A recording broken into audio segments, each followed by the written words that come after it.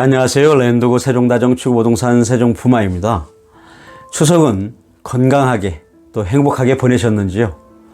오늘은 세종푸마의 주간 주요 뉴스 브리핑 그 6번째 시간으로 진행하겠습니다. 오늘 전할 내용은 추석 이후 부동산 시장 어디로 가나, 경기일보 2021년 9월 23일자 보도자료인데요. 해당 언론지에서 각계 인사의 시류를 읽는 눈을 빌려온 오피니언 연재란에 연재된 내용인데요. 부동산 전문가의 기고여서 참고들만 하여 발췌해보았습니다. 매주 디폴트로 전해드렸던 한국부동산원 전국 주간 아파트 가격 동향은 이번 주 추석 연휴로 보도자료가 릴리스되지 않아 한 주를 쉬어야 할 것 같습니다. 추석 이후 부동산 시장 어디로 가나의 내용입니다. 집값 상승이 13년 만에 최고 수준이다. 올라도 너무 오른다. 서울이나 수도권 지역뿐만 아니라 그동안 저평가 지역이라 불리던 외곽지역 아파트와 빌라까지 급등하고 있다. 마치 통제 불능 상태인 것 같은 착각마저 든다. 정부는 최근 대출 규제, 기준금리 인상, 신도시 추가 공급, 오피스텔 등 비거주 시설의 규제 완화를 통한 공급 확대 등 여러 대책을 쏟아내고 있지만 집값 상승 열기를 꺾기에는 역부족이다. 오히려 정부가 대책을 발표할 때마다 이를 비웃기라도 하듯이 가격이 급등하자 차라리 정부가 아무것도 하지 않는 것이 더 좋겠다는 볼멘 목소리가 공감을 얻는 요즘이다라고 시작하고 있는데요. 지난 9월 7일 발표된 국책연구기관의 보고서 부동산 시장 질서 확립을 위한 중점 대응 전략을 인용하면서 여기서 추석 이후에 부동산 시장의 움직임의 논리를 만들어가고 있는데요. 부동산 시장의 변화를 광고한 채 기존의 규제, 과세 중심의 부동산 정책을 답습했기 때문에 부동산 정책을 실패했다.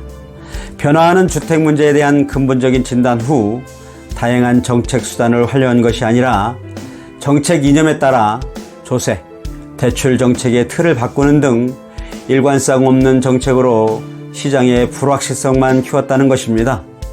정부가 투기의 주범으로 지목한 다주택 보유자에 대해서는 객관적인 기준이나 사유적인 합의 없이 복수의 주택 소유를 다주택자라고 규정하면서 종합부동산세, 양도소득세 등 조세 중과만 했다는 것입니다.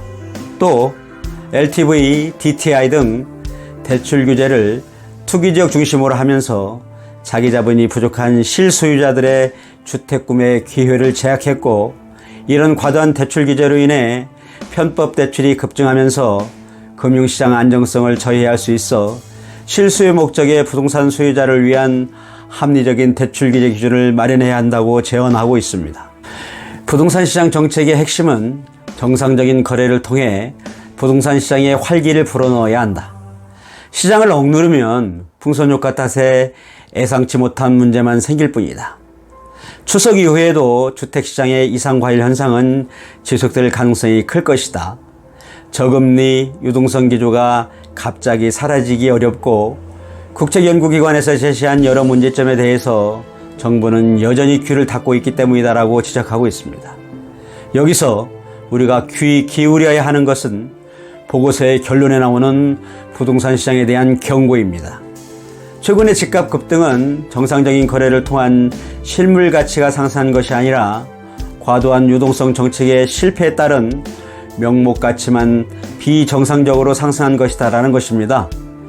건축 원가에 비해 터무니없이 오른 평가 가치의 급등은 실질 소득의 한계와 시간이 경과하면서 금리가 정상화되거나 실물 경기가 침체되면 유지되기 어려울 것이고, 자칫 가격 급등의 찰나의 환상이 신기루처럼 사라질 수 있다고 경고하고 있습니다. 물론 신기루처럼 사라지지 않을 수도 있지만 자산 버블이 없다고 단정 짓기도 어렵다는 것입니다.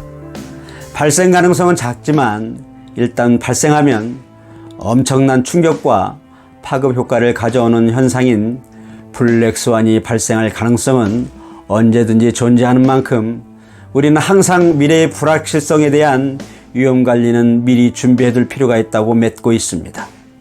지금까지 추석 이후에 부동산 시장의 변화를 국책연구원의 보고서를 인용하여 전망한 경기 일부의 자료를 리뷰한 저는 랜드고 세종다중추호부동산 세종푸마였습니다.